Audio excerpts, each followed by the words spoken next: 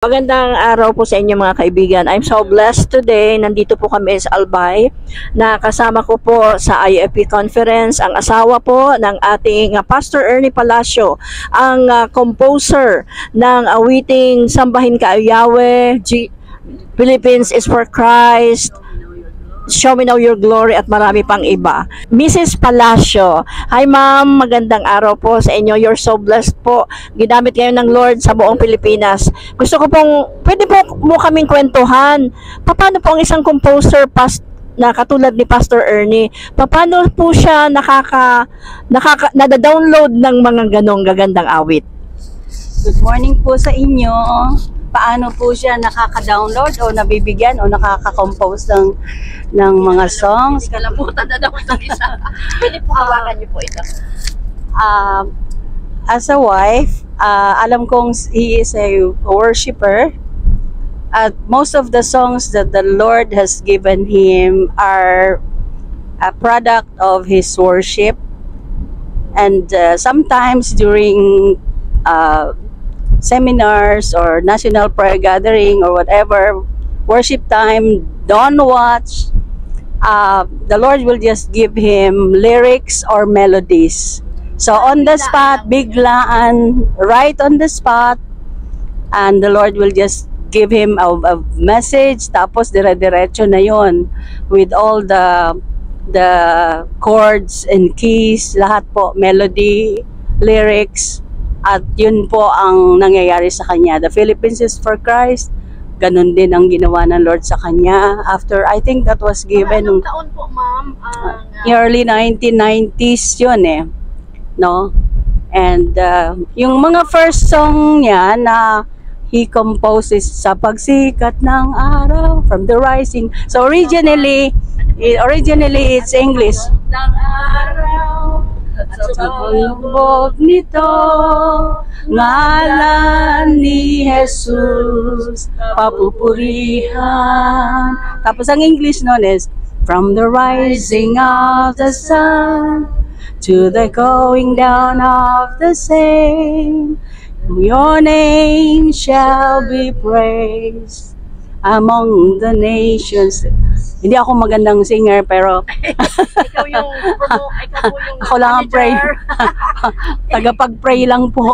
Pray, personal nurse ni Pastor Ernie Palacio. So, yung pong Sambahin Ka Yahweh is masyadong nationalistic na po. Actually, he is very national. He's patriotic. No? At he is also prophetic, no? At he is very passionate with his pwede pong sampahan natin yung Sambahin Ka Yahweh. Ay, ikaw na ako Sambahin Ka Yahweh, Diyos ng langit at lupa.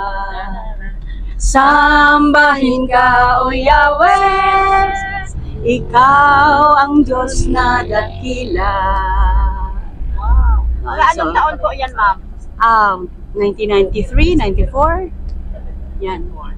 So, it was produced, about that time, 95, parang gano'n. So, How about po yung, ano pong story behind Show Me Now Your Glory? Ayun nga, sino yung speaker na prophet? The prophet na naging guest ng Intercessors for the Philippines seminar sa Camp Crame. I think that was 1989 or... Tapos, pagkatapos niyang mag-speak and his message was about the glory of God. Yung sabi ni Moses, show me now your glory. Parang unless your presence is with me, I will not go, di ba sabi niya. So yun, after his message, nung break time, after lunch time, kasama niya si Selly Narzo, who's the keyboardist that time, who happens to be his cousin. Sabi niya, give me a G, a chord, G. And then from there, tuloy-tuloy na spontaneous. He was able to write the songs. The Lord gave him the melody, and that's it.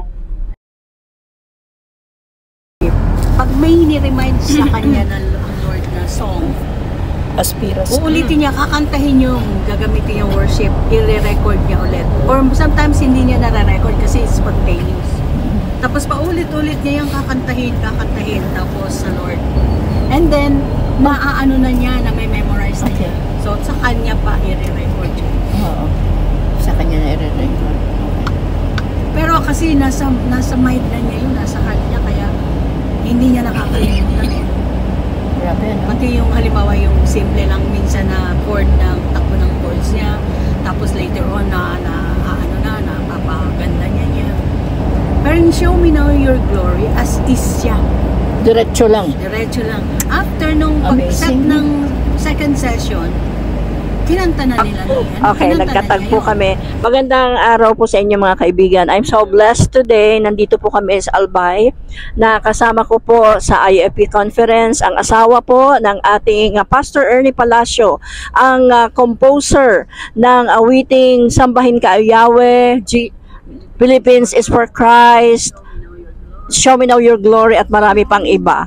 I'm so blessed. Mrs. Palacio. Hi ma'am, magandang araw po sa inyo. You're so blessed po. Ginamit kayo ng Lord sa buong Pilipinas. Gusto ko pong, pwede po mo kaming kwentuhan. Paano po ang isang composer na katulad ni Pastor Ernie? Paano po siya nada-download ng mga ganong gagandang awit? Good morning po sa inyo. Paano po siya nakaka-download o nabibigyan o nakaka-compose ng mga songs? Kalamutan na daw itong isa. Pwede po hawakan niyo po ito. As a wife, alam kong he is a worshiper. At most of the songs that the Lord has given him are a product of his worship. And sometimes during seminars or national prayer gathering or whatever, worship time, dawn watch, the Lord will just give him lyrics or melodies. So on the spot, biglaan, right on the spot, and the Lord will just give him a message, tapos dire-diretso na yon with all the chords and keys, lahat po, melody, lyrics, at yun po ang nangyayari sa kanya. The Philippines is for Christ. Ganun din ang ginawa ng Lord sa kanya. After, I think that was given Anong taon po, ma'am? early 1990s yun eh. No? And yung mga first song niya na he composes sa pagsikat ng araw, from the rising. So originally it's English. Ng araw at Sa pagbog nito, ngalan ni Jesus, papupurihan. Tapos ang English nun is, from the rising of the sun to the going down of the same, your name shall be praised among the nations. Hindi ako magandang singer, pero ikaw yung ako lang ang pray. Tagapag-pray lang po. Pray, personal nurse ni Pastor Ernie Palacio. So, yung pong Sambahin Ka o Yahweh is masyadong nationalistic na po. Actually, he is very national. He's patriotic, no? At he is also prophetic, no? At he is very passionate with his Pwede pong sampun natin yung Sambahin Ka o Yahweh. Ay, ikaw na ako Sambahin Ka o Yahweh, Diyos ng langit at lupa. Sambahin Ka o Yahweh, Ikaw ang Diyos na dakila. Wow. Anong taon po yan, ma'am? 1993, 94. Yan. So, it was produced, about that time, 95, parang gano'n. So, How mo po yung, ano pong story behind Show Me Now Your Glory? ayun nga, sino yung speaker na prophet?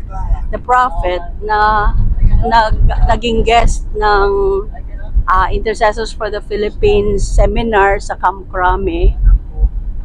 I think that was 1989 or tapos pagkatapos niyang mag-speak and his theme, his message was about the glory of God. Yung sabi ni Moses, show me now your glory. Para unless your presence is with me, I will not go, di ba sabi niya. So yun, after his message, nung break time, after lunch time, kasama niya si Selly Narzo, who's the keyboardist that time, who happens to be his cousin. Sabi niya, give me a G, a chord, G. And then from there, tuloy-tuloy na spontaneous. He was able to write the songs. The Lord gave him the melody, and that's it, as is. Thank you po for sharing po the testimony po. Okay. Thank you. God bless you. At sana marami pang mga composers na lumabas na anointed na may talagang mag-rise up this generation. God bless. Long satisfied life po kay kapatid na Ernie Palacio, at alam ko pong marami pang ipagkakaloob si Lord. Download sa'yo ng songs ang Panginoon, or yung generation mo, or either po sa yung anak or sa yung asawa or sa pamangkin, sa mga apo. Hallelujah. Yes. The generation of the upright is blessed. Thank you po so much, Pastor Ernie, for obeying the Lord, for composing those songs. Well, friends, maraming salamat po. Dito po nagtatapos ang aking interview kay Ma'am On the spot, Moriel Palacio. This is Ate Chusi. Thank you po. Ito po yung ating kapatid mula pa sa Abra. Hi! At Abra. Abra. Means abre. Abre. Open the blessings. Open doors. So, yung ibig sabihin ng Chinese, ng ano, yung kwan, Abra. Abre. Abre lata. Parang ganun ba? At ako po yung na-blessed sa kanya kasi nagbiyahe po sila ng 24 hours galing sa Abra. Yeah. Pero naka-attend po sila sa Legazpi. So, na-bless po ako kasi marami po sa atin, kahit na magbiyahe lang ng 30 minutes o isang oras, hindi tayo makarating sa Feast of the Tabernacle. Pero ito pong nagbiyahe pa ng 24 hours ay nakarating. Opo, magandang araw po sa iyo, kapatid. Ano po yung mensahe mo para sa mga kababaihan po ng Bicolandia? Pakilala ka po muna. Purihin ang Diyos. Ako po si Pastor Edith Bayabos from the province of Abra. At ako po ay grabe talaga ang Diyos kasi hindi ko po akalain na makabalik po ako dito sa Bicol, na dati nagbi-mission po kami dito sa Pulangi, sa Albay, Pantao. At ako'y natutuwa kasi sa pinaka 24 hours na biyahe namin, nandun yung kalakasan na binigay sa amin ng Lord, nandun yung provision niya, nandun yung mga tao na tumulong po sa amin, bagamat actually hindi po namin alam kung saan talaga kami pupunta, pero salamat sa mga Bicolanos na open heart na tinanggap kami, at salamat dahil alam ko po saan man po yung mga anak ng Diyos, nandun maraming sumasalubong na mga anak din ng Diyos, kaya wala po akong takot na pumunta sa mga ibang lugar kasi kasama natin ang Diyos. Madaydayaw ti Apo, purihin ang Diyos. So, salamat. Ano po ang highlight, anong pinaka nag-gets mo pong message sa Feast of Tabernacle po? Yan, so talagang ako rin po ay natutuwa po at I'm so much blessed po dun sa mga mensahe po kasi talagang napapanahon na talagang hindi lang para sa atin yung salvation, talagang tayo yung talagang gagamitin ng Diyos to finish the mission, to finish the Great Commission, na kung saan ay kasi sabi nga nila yung Feast of Tabernacle ay yung ritual lang, pero hindi talagang natututo tayo na manalangin, mag-worship at manalangin para sa Panginoon, para matanggap po natin yung pangako ng Diyos, yung prophecy. Yung prophecy na that the Philippines is a blessed nation, that the Philippines is a prosperous nation, that the Philippines is a missionary sending nation. Kaya mangyayari po yun dahil po sa atin na gagamitin ng Diyos. Madaydayaw ti Apo.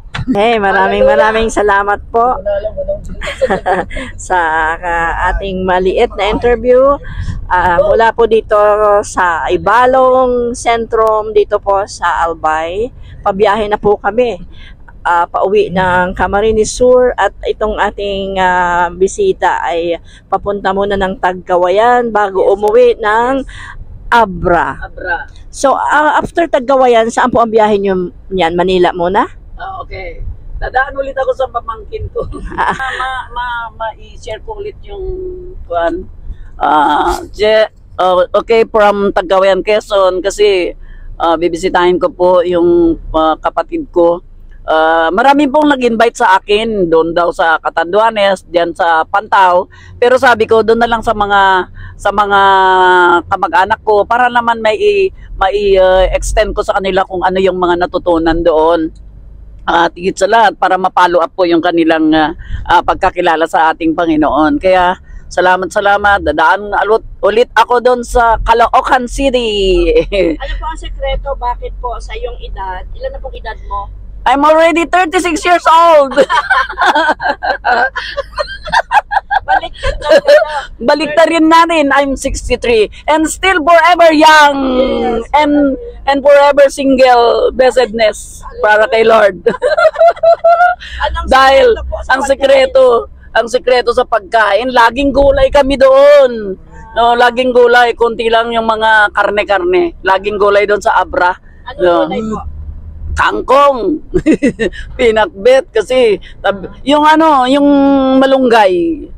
Ayan, malunggay doon. Maraming malunggay, maraming kangkong, maraming saluyot. Ayun, saluyot. Saluyot, yun. Talong. Ampalaya, yun. Maraming ampalaya kasi sa tabi ng bahay ko. Madidayo ti Apo. Yun po. Yan.